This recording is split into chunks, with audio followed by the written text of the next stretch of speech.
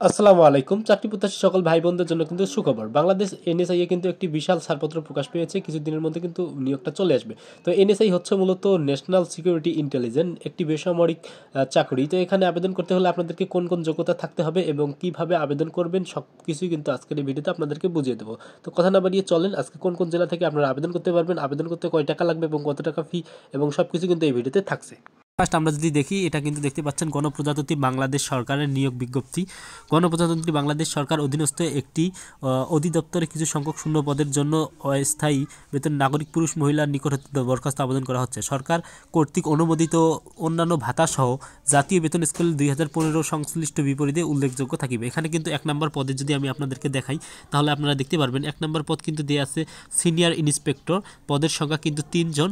এখানে কিন্তু দেখেন আপনার যোগ্যতা লাগবে হচ্ছে কোনো স্বীকৃত বিশ্ববিদ্যালয় হতে প্রথম শ্রেণী সমমানের সিজিপিএ স্নাতক ডিগ্রি অথবা অন্যান্য দ্বিতীয় শ্রেণী বা সমমানের সিজিপিএ স্নাতক ডিগ্রি, কম্পিউটার চালানোর দক্ষতা থাকতে হবে। এখানে কিন্তু বাংলাদেশের সকল জেলা থেকে আপনারা আবেদন করতে পারবেন।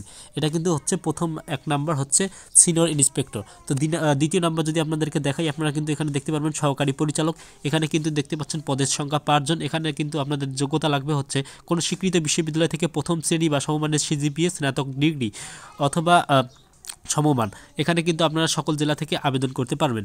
দ্বিতীয় নম্বরে দেখেন আপনাদেরকে যে পোস্টটি দেখাচ্ছি সেখানে এটা হচ্ছে গবেষণা কর্মকর্তা। এখানে কিন্তু বেতন গ্রেড কিন্তু 9, স্কেল দেখেন 22,000 থেকে 53,000 পর্যন্ত। এখানে কিন্তু আপনাদেরকে যোগ্যতা লাগবে হচ্ছে কোনো স্বীকৃত বিশ্ববিদ্যালয় থেকে প্রথম শ্রেণী অথবা সমমানের ডিগ্রি অথবা সিজিপিএ লাগবে কিন্তু এখানে। এটা কিন্তু আপনারা সকল জেলা থেকে আবেদন করতে পারবেন।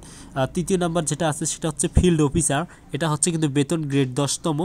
এখানে কিন্তু আপনারা যে কোনো বিশ্ববিদ্যালয় থেকে স্নাতকোত্তর সম্পন্ন করতে হবে এবং পুরুষদের ক্ষেত্রে উচ্চতা দেখেন এখানে ন্যূনতম 5.3 ফিট দেয়া আছে এবং মহিলাদের ক্ষেত্রে কিন্তু এখানে আপনারা দেখতে পাচ্ছেন 5 ফিট দেয়া আছে।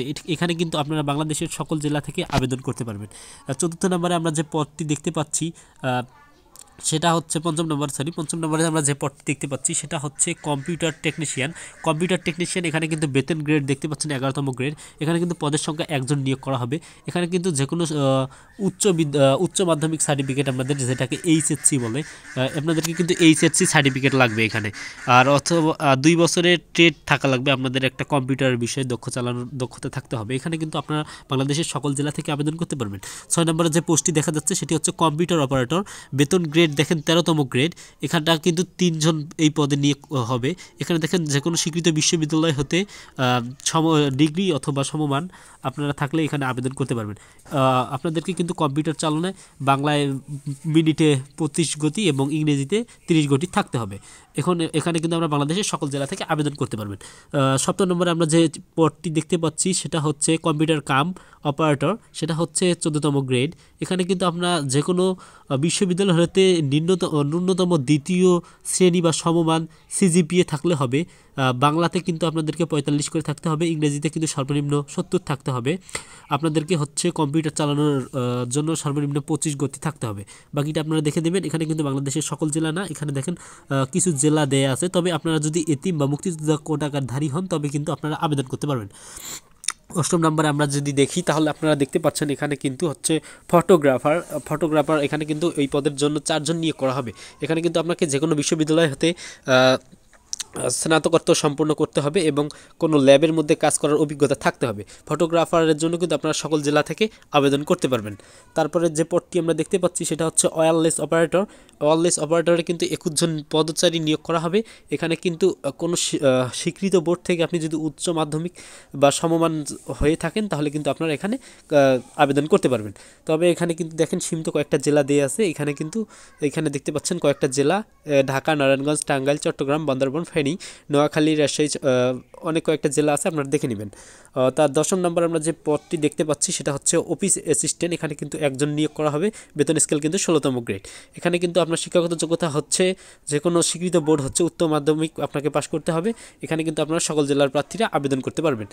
তারপরে আমরা 11 নম্বর পদে যেটি দেখতে পাচ্ছি সেটা হচ্ছে অফিস সহকারী কাম কম্পিউটারিক বা মুদ্রাক্ষরিক, যেটা আমরা কম্পিউটার অপারেটর বলতে পারি। এখানে কিন্তু 4 জন নিয়োগ করা হয়েছে। এখানে কিন্তু আপনাকে যে কোনো উচ্চ মাধ্যমিক, যে কোনো বোর্ড হতে উচ্চ মাধ্যমিক পাশ করলে আপনি কিন্তু আবেদন করতে পারবেন।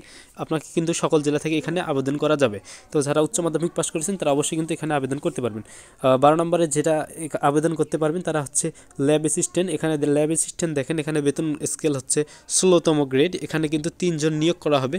দেখেন এখানে কিন্তু যে কোনো বোর্ড হতে উচ্চ মাধ্যমিক পাশ করতে হবে, কিন্তু অবশ্যই আপনাদেরকে সায়েন্স বিভাগ থেকে হতে হবে, ঠিক আছে। আর কম্পিউটার চালানোর দক্ষতা থাকতে হবে। এখানে কিন্তু আপনি সব জেলা থেকে আবেদন করতে পারবেন। 13 নম্বর হচ্ছে রিসিপশনিস্ট। এখানে কিন্তু 16তম গ্রেডে এটা একজন নিয়োগ করা হবে। কোনো স্বীকৃত বোর্ড হতে আপনি উচ্চ মাধ্যমিক পাশ করলে এখানে আবেদন করতে পারবেন। এখানে কিন্তু বাংলাদেশের সকল জেলা থেকে আবেদন করতে পারবেন। 4র্থ নম্বরে দেখেন এখানে ফিল্ড স্টাফ।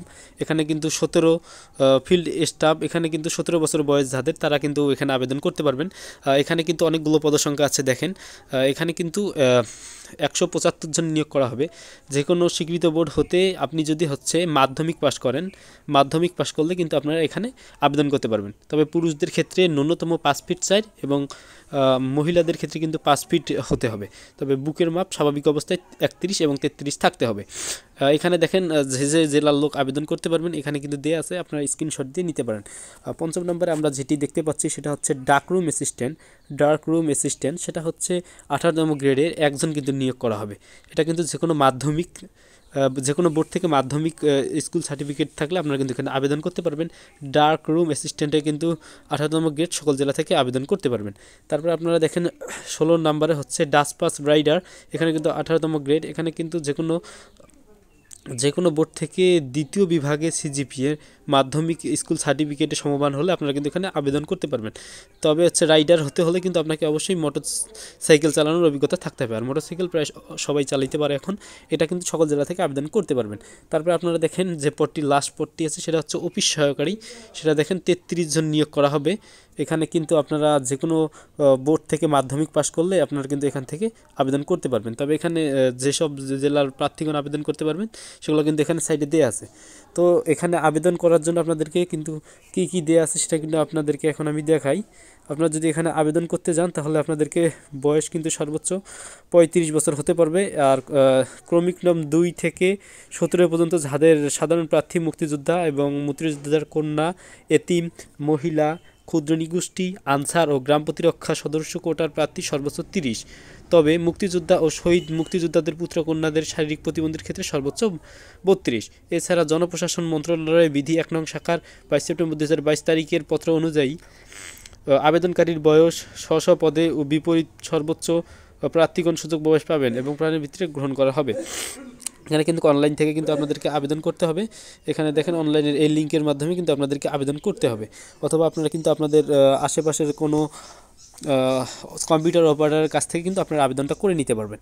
এখানে দেখেন কীভাবে আবেদন করার জন্য আপনাদেরকে কী রকম খরচ হবে এখানে কিন্তু দেওয়া আছে। দেখেন পরীক্ষার ফি বাবদ কিন্তু আপনাদেরকে কিছু টাকা দিতে হবে, সেটা এখানে কিন্তু উল্লেখ করেছেন। পরীক্ষার ফি বাবদ 1 থেকে 3 নং ক্রমিক পর্যন্ত কিন্তু পরীক্ষার ফি 600 টাকা এবং ক্রমিক নম্বর 4 থেকে 4 ক্রমিক নাম্বার 4 যেটা সেটার জন্য কিন্তু আপনাকে 500 টাকা এবং ক্রমিক নাম্বার 5 যেটা সেটাতে কিন্তু আপনাকে 300 টাকা এবং ক্রমিক নাম্বার 6 থেকে 13 পর্যন্ত পরীক্ষার ফি 200 টাকা এবং ক্রমিক নাম্বার 14 থেকে 17 পর্যন্ত পদের জন্য 100 টাকা পরীক্ষার ফি প্রদান করতে হবে। আর পরীক্ষার ফি প্রদান করলে কিন্তু আপনাকে প্রথমত SMS দিয়ে আপনাদেরকে ডাকা হবে। আপনারা সব যদি ভালোভাবে ফিল আপ করতে পারেন তাহলে কিন্তু আপনারা এখানে SMS করতে পারবেন।